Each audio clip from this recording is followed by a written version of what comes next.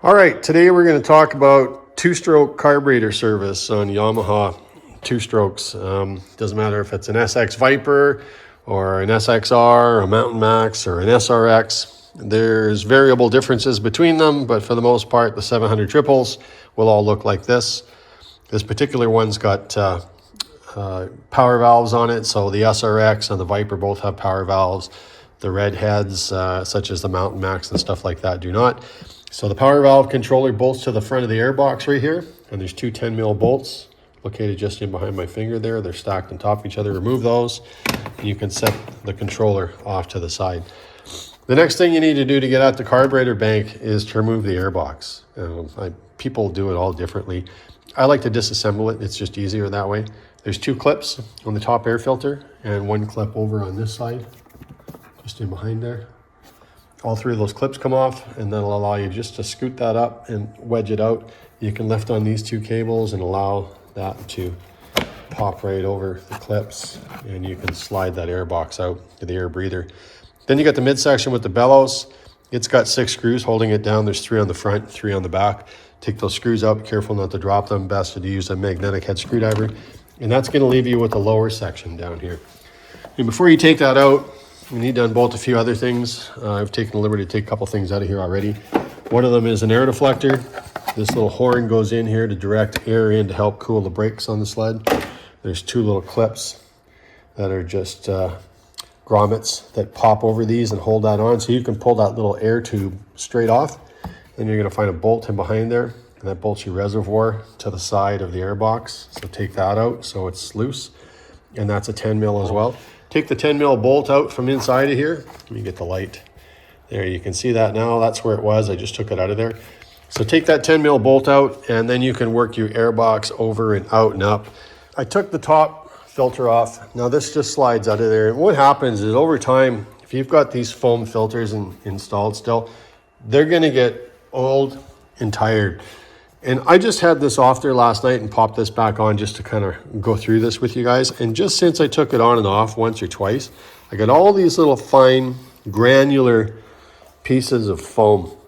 And this is just total disintegration of that air filter. So the recommendation, you're dealing with a 40, 50-year-old sled like this, take that foam out, go buy yourself a piece of foam. I don't care where you go to get it, Home Depot or Lowe's or wherever. Fanny's Fabrics, Canadian Tire, wherever you may be, or a fabric store, and buy some foam and get rid of this old foam. Cut a new piece that fits in there and replace that.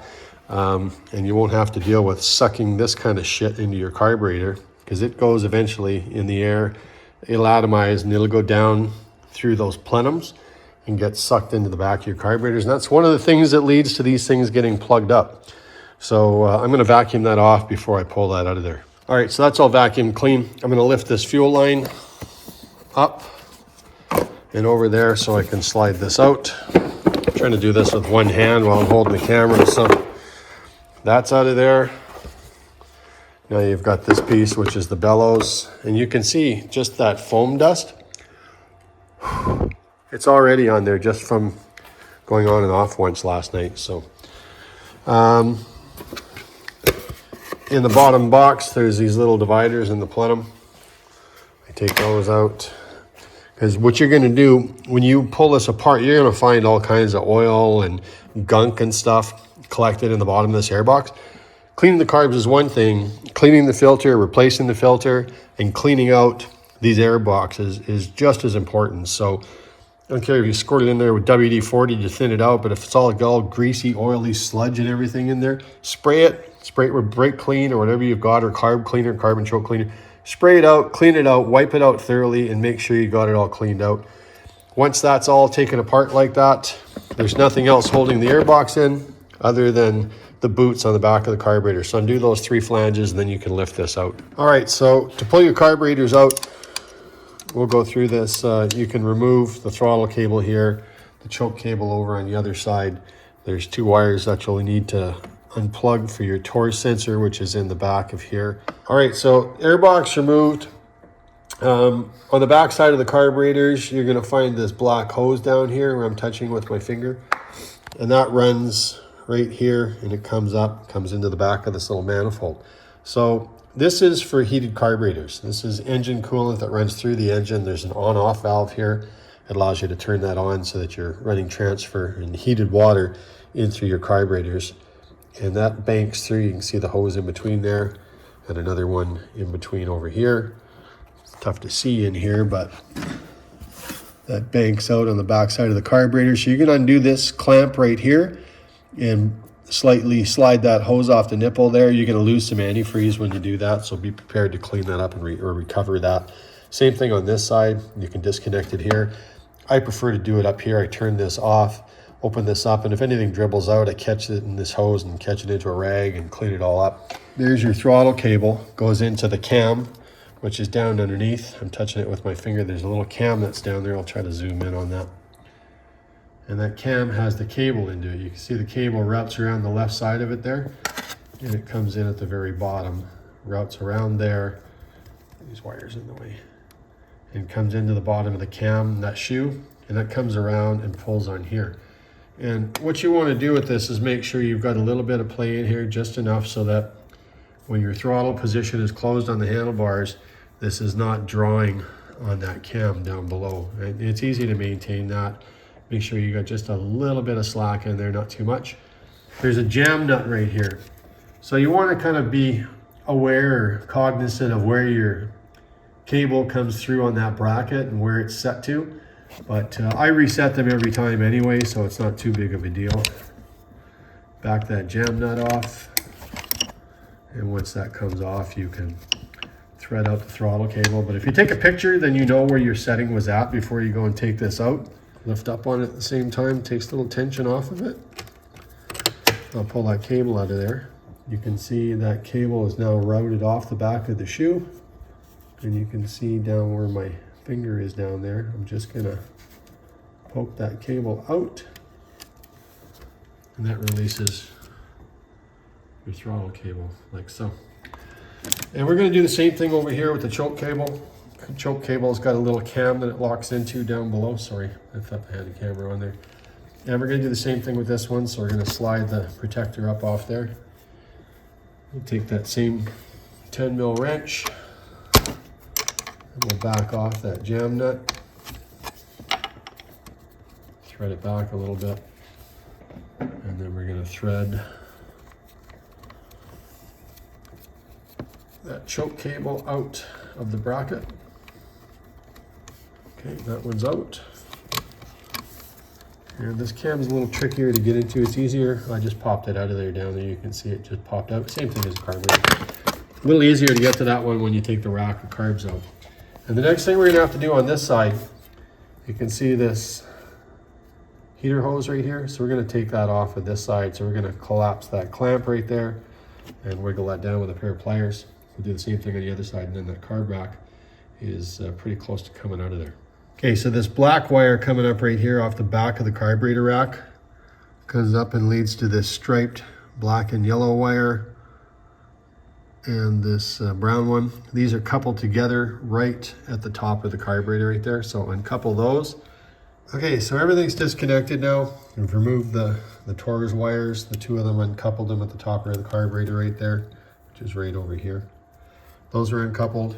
We've undone all the hose clamps, worm clamps at the back. So those are all loose on the back of the reed bellows. So those are good to go. Taking the coolant line off the manifold here. Same thing on the other side, uncoupled it. And I got the choke and the throttle cable off. And I've just taken off the 3 fuel lines. So there's your fuel pump down here. And the fuel pump has a vacuum line that runs from it to the bottom of the crankcase, so that when the engine's powered up and creates a vacuum, that opens the diaphragms in here to allow it to start pulsing fuel through. So you can disconnect these lines. You might get a droplet or two of fuel and oil premix out of there, but you're not going to see much fuel come through. It's not like it's going to run out the other end just because you got 4 or 5 gallons left in your tank. So you can get a rag down here to catch anything, whether you got antifreeze that spills out or any fuel. But disconnect your 3 fuel lines from the carburetors. Be careful not to lose the clamps. I've got them slid down on the lines there. So that carb rack is ready to twist out of there now. And that whole assembly will now lift right out of there. So now we'll get to some bench time, and we'll show you how these carbs are cleaned up. Okay, so while the carbs are up on the bench, I want to show you guys something. This is your fuel pump down here. So your fuel line comes out of your tank. It routes up over top of here. Most of these old sleds and the SRXs didn't have a shut-off valve. If you're going to put one in, this is a great place to put it, right where this little 90-degree elbow is. Your fuel line comes down here to the bottom, and it comes in on the left side of the fuel pump here. And from here, I'm just going to get down here a little bit. You can see somebody's marked on this one. Looks like it was a used pump back at one point, so it's been replaced at one point. But if you look over here on the right side of the front, you're going to see there's 3 outlet lines. So these are your 3 fuel outlets for your carburetors. You can see the little arrows there pointing outwards. This one's out on the edge of the diaphragm. It's an external, and that's why it's got the oil line that comes up over top and feeds the oil injection into that particular carburetor. The other 2 are done internally. And then looking over here underneath the reed blocks, you can see down on the bottom here where my finger is, this is the oil pump down here. So the oil pump is separate, so oil injection.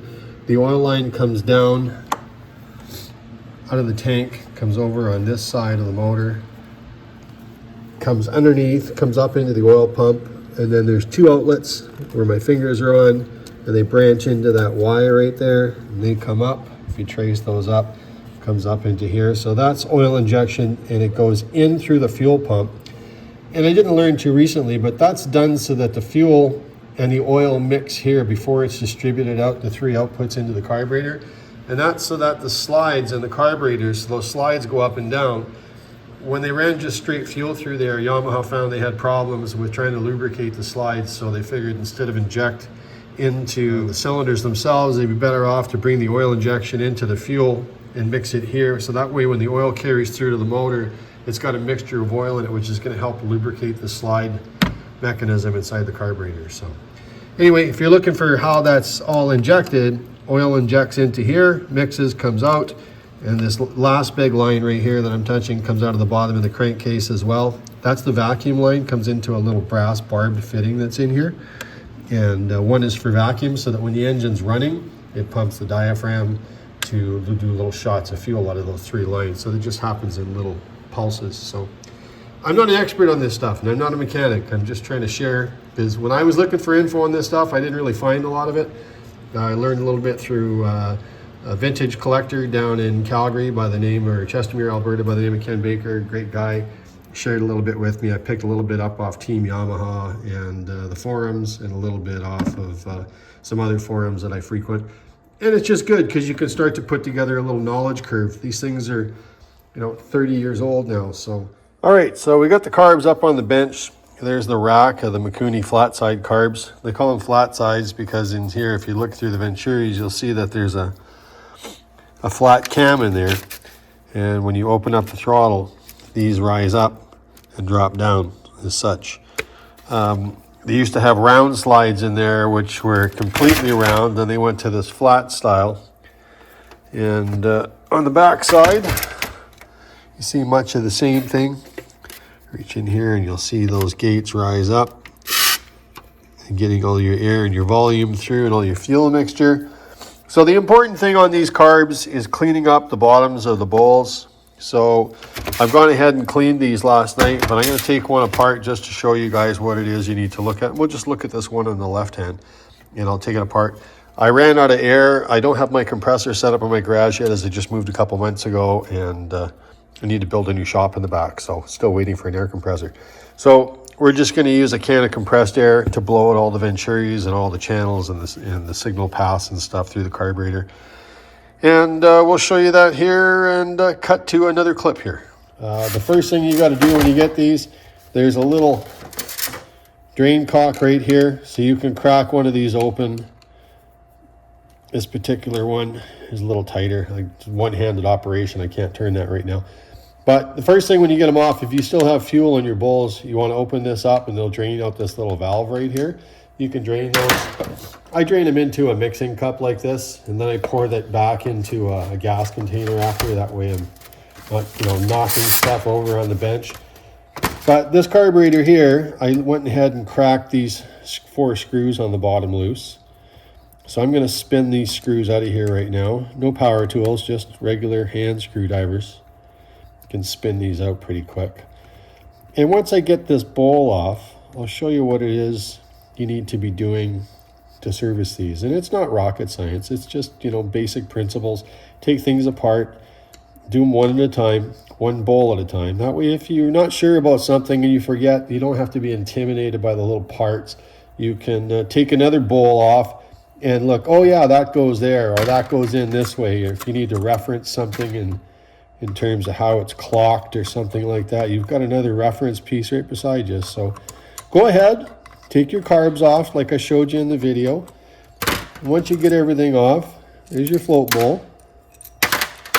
I'm dropping screws all over. You want to take care of that gasket on the bottom. We'll take that out here in a minute. I got a little tool just to hook it in through that hole right there and lift it out. Clean those with carb cleaner in the bottom. I'm using Clean Flow, which is choke and carb cleaner. I do have an ultrasonic cleaner, but I don't have any fluid for it here, so I didn't use it. I'm just doing these by hand. So now we're looking at the bottom of the carburetor, and you've got your float back here. You got your main jet right here with this little plastic disc around it. And then inside of here, you have your pilot jet. And that's usually what plugs up on these. So the big thing is clearing them out, getting a can of compressed air. Usually I have these duster cans with the compressed air and the little nozzles. And you can get in here and spray everything out. So the whole trick is to clean it all out with carb cleaner, get that fluid to spray through all the orifices, and then you can come back after and blow everything out with air, turn them upside down, dry them with a lint-free cloth, get them all squeaky clean, put the float assembly back together with the float valve and the needle and seat, and put the pilot jets in and the main jets, clean it all up, clean the bowls, make sure they're thoroughly clean and dry, reintroduce the gasket, seal it, put it back on, snug down the screws, get them hand torqued, do not strip the screws. And once that's done, you can move over to the second carb and the middle and the third carb, etc. And then once you're all finished, you can flip the rack over and you can spray down the fronts and the tops and clean them all up in between the carburetors, and you can detail them as much as you want. If you want, you can go ahead and you can take them apart. The big thing you also want to check is these choke assemblies and make sure that these slides are working properly. I clean out as much as I can. I don't disassemble this because that's another block of time and experience that you have to have with that whole assembly. But make sure this is moving and that it's fully opening, and that's it right to the end of its stroke right there. And lubricate that, the carb and choke cleaner, you can clean all that up, clean all the surfaces up. And once you're all finished, put it all back together. Everything should work tickety-boo. So I'll carry on with this one. We'll get all the parts out and we'll come back here in a minute when we're blowing it all out. You want to make sure you got a good wide blade flat screwdriver to pull these out. We'll take that first main jet out of here and we're going to look through it to make sure it's not plugged, and I can see light through that one there, so that's pretty good. I cleaned these up yesterday. I just wanted to take this apart and show you guys what components are in here, so there's not really a lot to be concerned about with these carburetors. Got a smaller flat blade screwdriver to fit down in here. I don't know if you can see in there, that is where the pilot jet is, and it's got this little stainless steel sleeve around it. So put the blade down in there. We'll take that one off. You'll see this little tube is spinning around with it. So that's it right there. And that pilot is going to come right out of there. Now I've cleaned this one out yesterday. There's a very small orifice through the middle. And I cleaned all these out yesterday and blew through them, so I made sure everything was clean. And those are the two jets that you're going to pull out of the bottom, the main jet and the pilot jet. And then you've got your float over here. Now, a good idea, if you have one, is if you have an automatic center punch like this, spring-loaded, you can bring this in here. There's a little tiny pin that holds this float assembly on. and it's got a little head on it. Looks like a little nail. You're not going to pry that out of there. And on this side, you can just see the pin sticking through right here. So what I'm going to do is take this automatic center punch, put it in the middle of it. This is a great little tool for this. Push it down until it clicks. That hit it once, we'll hit it again. And bang, just like that, pushes the pin out. So just be ready for this in case it flies out of there. You want to have your hand on the other side to catch it. And once that pin's out, you can remove, you want to remove the float assembly. And there's the needle and seat for it that comes out underneath it. And this just hooks together. There's a little flat tab on here. And that's what, flip this around the right way and orient it. That's what hooks into this. You'll see there's that little gate that's right on top of that needle. And there's a little flat tab on here. And that just goes in here. And when this goes up and down, that's what controls and brings the float up and down with it. So you can take these out. A lot of times these will have some sludge worked out on the tip, that little point right there. So you want to take those, put those in the tray. And then you've got the rest of the float valve assembly is tucked in here. So you want to take a screwdriver, take this little brass screw out, and that's a retainer screw that holds that float valve assembly in there. It's got a screen on the other end of it, like a little head. And you'll need a pair of pliers to reach in and pull that out of there with. Now there's an O-ring on here, and if the O-ring's in good shape and it's not all dried up, you can twist this back and forth a little bit, and then you can bring that out. You see the screen that's on there? Usually these screens tend to have a whole bunch of sludge and everything worked up around the tip. This one's pretty good. If these O-rings look like they're dried up or seized up, you might want to replace those. Those can still be ordered from Yamaha or Babbitt's or wherever you like to get your parts from.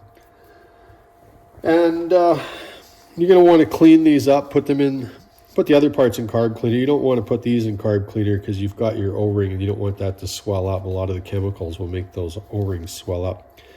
I like to surround that and kind of protect it in a cloth. And then I take the parts cleaner with the little nozzle, spray it through there to make sure that orifice on the inside is cleaned up. When you hold this up to the light, you can see it.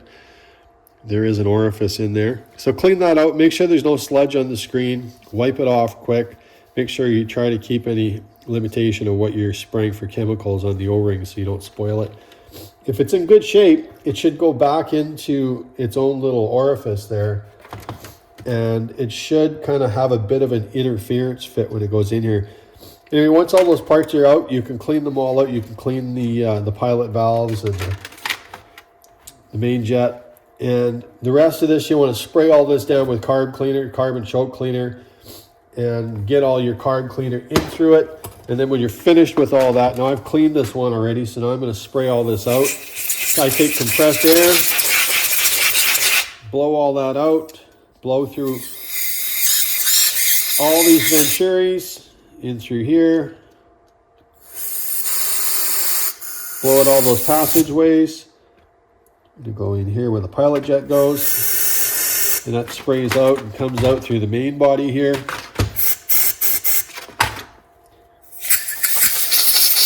Just clean everything out. Dry it as much as you can. Spray it all out. Make sure all that carb cleaner comes out. Have good eye protection on in case anything backsplashes in your face.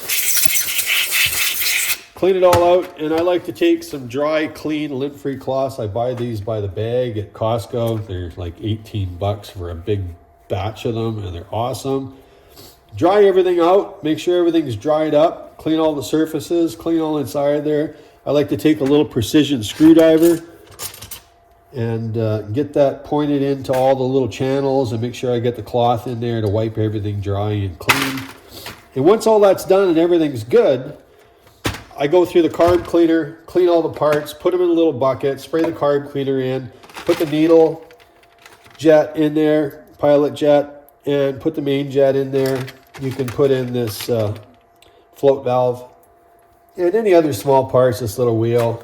Float bowl, make sure that these are sealed, they're not leaking. Shake them, they don't hold any fluid. And you can put all those parts in a bucket, spray some brake cleaner in there, clean them out for 10 or 15 minutes, take them out. You know, I mentioned this gasket. I would pull this out and go through it. This one's still not, you know, in too terrible a shape. But the one thing you want to do is make sure that you keep any chemicals away from this, as you don't want it getting contaminated with something that's going to make the rubber swell up. So I'm just going to put this in a soft towel, dry both sides of it, make sure that it's in good shape, and inspect it to make sure it's not cracked or broken anywhere. I'll set that aside. This bowl's been cleaned out already, so I'm just going to blow it out now with compressed air. And once all that's done, I'll give it a wipe out with a clean towel. I've already gone through and cleaned these, so there's nothing for green fuel or any slime or sediments or anything in any of these float bowls. They've all been emptied out and drained.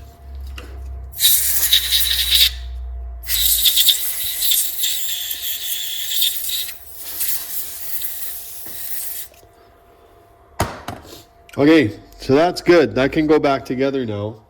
So what we're going to do is we're going to take that gasket and we're going to throw that gasket back in here. Just gently, we're going to depress that back into those channels. That's all good. Just give that a gentle wipe. It's ready to go back together on the bottom of the carb. And I'll bring you guys over here and show you. There's all of the parts out of the carburetor that have now been cleaned. So there's the float valve and the needle and seat for it. There's the float assembly. We've wiped off any of the old fuel off there and dried them up and cleaned it. Carb cleaner, cleaned everything with carb cleaner. Blown out all the orifices, the pilot jet and the main jet. And we'll put that back together now, and here's how that goes. Okay, so really not much to it. Very first thing I put in is this float assembly. Put it in, give it a little twist, a little wiggle. That'll drop down there in the seat. We've got the little brass screw. Get my screwdriver out here.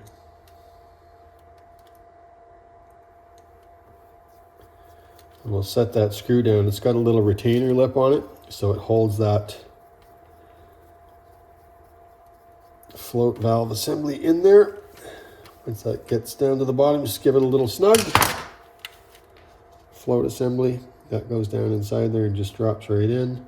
You can orient it so that the little gate is horizontal. You see what I mean? The little gate, the little wire gate at the top. And the next thing we're going to do with that is we're going to take the float assembly. We're going to go put it back in. You'll see this little tab on the bottom that I'm touching with my fingertip. It's going to drop. I'm trying to get it with enough light so you guys can see. It's going to drop right in there. And it just pops through the wire there. So if you're looking, I'm going to point it out right here with the tip. You'll see right here, those little wires, those two little wires fold right over that tab. And that is so that the float will go up and down, and it'll move that needle and seat along with it. So that's in place. Next thing we want to do is put the pin back in there. So the pin's going to go in from the same end it came out on, right here on the right. We'll line that up and put it through the rest of that cam on the float. Right out the other side, making sure we still have our wires intact. Here's my little centering tool. I'm going to take that now, put it on the head of that pin. And it seats just like that. Give it one more click. So the float's in there the way it's supposed to be. And then from there, there's a couple other jets to put in. So we'll put in the pilot jet first. We'll take that pilot jet, set it back into this bushing. And again, this will be different for many different carburetors, but the principle will be the same. In this particular Mikuni, that pilot sits down inside of there. And we'll snug that down with a proper size screwdriver blade. Do not use one too small. Once it's in there and it's seated, just give it a snug. Like a little 1/16 or an 1/8 of a turn. So that's right down in here. It's protected by this tube. And the next thing we're going to do is put the main jet back in, along with this little plastic diaphragm. I really don't know what this for. I'm not a carburetor guru, but anyway, it's one of the components. You'll see the jet sits up on the top like this, and if you look on the bottom, it's got a little barrel-like cylinder that drops down over top and just drops right in there like such. And then you can take correct size screwdriver blade and you can tighten down that jet just again until it's snug and little kind of an eighth of a turn, and that's it. I mean, it's really not rocket science. You're going to clean everything with carb cleaner and a hose, blow through all the orifices. Do the same thing with the air. If you've got an air compressor with a little rubber seal on it, blow them all out. Make sure everything's flowing good. Clean up all your parts. When your parts are finished, you've checked the orifices in your pilot and your main jet and everything's clear. Then clean up your bowl, make sure everything's cleaned up there. And then you can take this, reintroduce it back onto the carburetor, put your 4 screws back in, torque them down. Do not get carried away, just make sure they're snug down and then turn them into a little eighth of a turn. You can do them by hand. You don't need tools for this stuff. Do not put an impactor on it and start going to town with it. And once you're done with that, you've blown everything out. Tighten these screws back down. Take a second for me to get these all spun down here. Again, little things that are delicate like this. I mean, we all have power tools and we love them, but an impactor is not your friend when it comes to this. You're just gonna strip the heads of the screws or crack one of the float bowls or whatever it is. You don't need that kind of torque. If you're getting paid by the minute and you need to use those kind of tools, okay, go for it. I find this kind of work is almost therapeutical. Just put some tunes on in the shop and kind of immerse yourself in it, and it's lots of fun. I like doing these little videos to show people what I do. It's just my way of doing things. Now I'm going to torque all these down off camera so I get these all set the way I want them and make sure I don't round out the screwdriver into the head of the screw and strip it. But once all that's done, you move on to the next bowl and the next bowl till all 3 of them. And don't forget to blow through the inlets where the fuel supply is. Blow all the channels out. Blow it all out with carb cleaner. Blow it all out with air. Dry everything with a good lint-free cloth. Make sure you're not leaving any dust or dirt behind, because anything like that is going to contaminate it. Blow it off one more time. Assemble it. When you're all finished, you can clean and detail all the outsides of the carbs. Check any of these lines and these air bleeds to make sure that nothing is cracked. And when you're all done with that, go hang it back into the sled and put it back together in the reverse order. Set it in, do up your boots on the front and the back, get it all set into place, do up your fuel lines, and then we'll put this back together and I'll finish on with this video. But it's nothing to be intimidated by. It's a lot of fun servicing this stuff yourself, and you don't have to spend $300 or $400 or $500 having somebody else clean your carbs. So save your money, do it yourself, be safe. Make sure you're working in a well-ventilated area. Some of these cleaners and stuff you're working with, they're highly flammable, so do not put yourself in a place where you've got an open flame if you've got a heater in your garage. And make sure you work safe. Make sure you got some safety glasses around. I have these right here on the bench. I wear these all the time when it comes to working with anything I'm going to be spraying. The last thing you want to do is get chemicals into your eyes. And when you're all finished, this should result in a carburetor setup that, when properly adjusted, you're going to put your fuel through there. You're going to prime it a few times. You can pressurize your tank when you're trying to get back into starting it, so you don't have to pull it forever. Get it started up, and it should run good after that. So play around with it, experiment with it. And if you get stuck, pop on to Totally Yamaha or whatever your favorite forum is and ask questions. People will jump in and love to help. So let's go back and get these onto the carburetor. We'll get this all finished up right now, and then we'll go get this back onto the sled.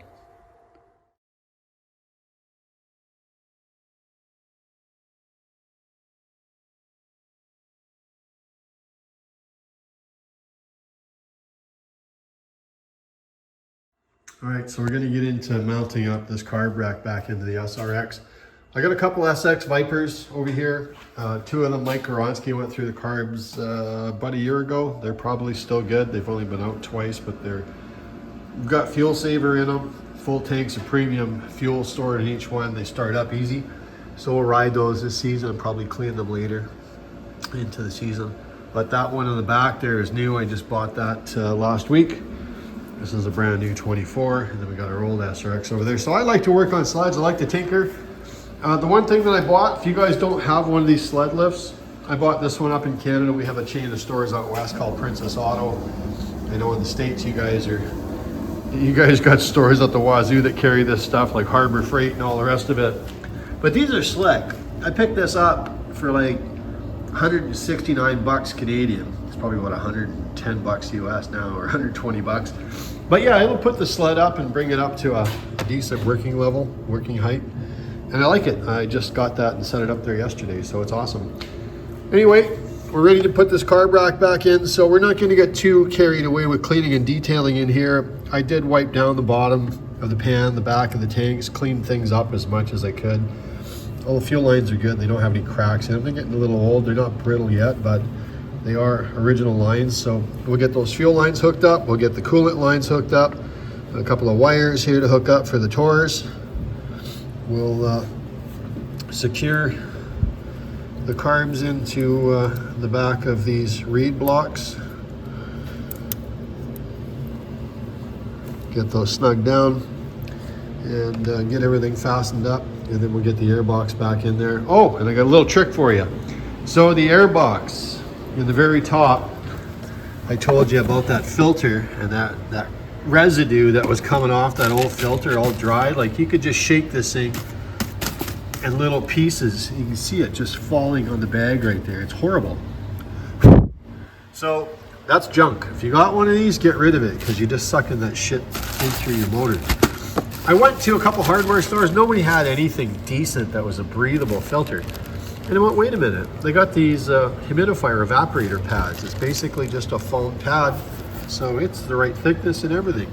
And you can blow through it. So I'll cut this outside white stuff off and just leave the foam pad, and I'll cut it to shape. And I'll show you that when it's in there after. But yeah, you can go to Lowe's or any hardware store and see if you can get an Air King humidifier pad, just an evaporator pad. This is for one of the drum style. And you just cut that in half. I'll lay that filter right on top of there, and I will cut that right to size so it fits in there. I don't care if it's yellow. The only time anybody sees that when the hood's open. But it's gonna draw air in through there. It's gonna breathe great, and it's gonna give me some air filtration on the top of the airbox. So there's a little tip for you. All right, so I got the carb rack dropped back in there. I've tightened down the 3 flanges on the back side. I've plugged in the 2 Taurus cables, which come through here. And now I just finished putting, and I routed this back in before I put the carb block back in there, but now I'm adjusting the choke on this. So you can thread this rod out, just lift up on the cable if you got any end play, and back this out until it takes care of the end play. But make sure that your cable down here is just taking the slack out. I'm gonna operate the choke here. And you just wanna make sure that you can adjust the choke and it goes into full choke mode, which it does. But you wanna make sure you don't got too much play in here. So you can adjust this accordingly, and after you start it, if you need to go back and adjust it, it's easy to do so. So don't be intimidated by that. That's set back up. Next, we'll jump to the middle there and we'll set the throttle assembly on it. All right, I'll challenge myself. I got the camera set up on top of the clutch cover, the shield, shroud, whatever you want to call it. And I'm gonna see if I can adjust this cable without knocking the camera over. So I'm gonna go over on the other side. I'm gonna feed that cable in. So we want to run this right down in through here. But first I'm going to get it down. I'm going to set in this cam. It's in between my index finger here, if you can see that.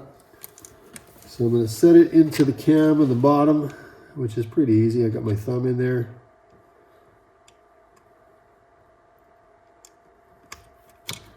So that's set in. Just going to route the cable down, press it in, bring it up around the shoe or the cam. It's done, just like that. Bring it up, get that threaded area to start there. I'll lift this cable up just to take some tension off it. And I'll bring it down to roughly where I remember it being before. Try not to drop any tools inside. So it's pretty good right now. I still got a little play. I'm going to lift up on this cable. You want just a little bit. That's fine. You don't want to tighten this up so it's starting to open the cam. You can come back up. I'm hitting the throttle lever up on the handlebars, and you can see, maybe you can't see it from that side, this cable is flexing here. I'm going to spin this around so you can see it. I'll drop you right in here so you can see the cable right in here. You get a little bit of play. So I can take a little more of that out, threading that out. I'm playing with the throttle up on the handlebars. And I've just got about 1/16 of an inch of play on the handlebars, which is great. That opens that slide up to full throttle on all 3 carburetors. It's pretty good where it's at. You can tighten down this jam nut on the bottom. Got a little bit of play there, but not too much. I'm good. I'll check this out and try it out after. So I'll get the rest of this button down. We'll tighten down this jam nut here next. Get a 10 mil wrench and do that. And I'll bring you back when we got the airbox going in. Okay, so carbs in. Got the airbox in. It just drops into here. This is the lower section only. I find it's easier to do it this way. Make sure you don't pinch the fuel line in the back of here or any of the wiring. Get it in there. You want to collect all of your rubber connectors and flanges for the back here. I put all new screws in there. It's kind of tough to see that without light there, so you can see the flanges done up there. I put new screws on all of them so they all match because they had a bunch of different screws in them. So, pardon my ignorance here on the focal points, but you'll need a long Phillips screwdriver to get in there. And once the airbox is in place and you've got everything buttoned up, it's all good. And a couple of these little dividers that are going to drop in here. Help if I put some light in there maybe. And getting old, you don't see so well anymore. They just drop in there, like such. So those are in. Those are the dividers. Next, that's going to go in here. I have to run over here and get it. Is this piece that goes in the middle with these little air diffusers or whatever you want to call them on it, little channels on the bottom side. These charge tubes, or everybody's got a different name for them. So that just drops in there and snaps into place. I'll give that a quick little wipe just to make sure you don't have any of that old breather stuff contaminating it. So here's a wrap up of the SRX 700. We've finished cleaning the carburetors, so the Mikuni Flatside carbs. There's a bank of 3 in this 700 triple. And pretty simple to access. You got to remove, in the SRX and the Viper anyway, you got to remove this power valve controller that bolts to the front of the box with 2 10 mil bolts. You can reinstall that just the way you've seen there.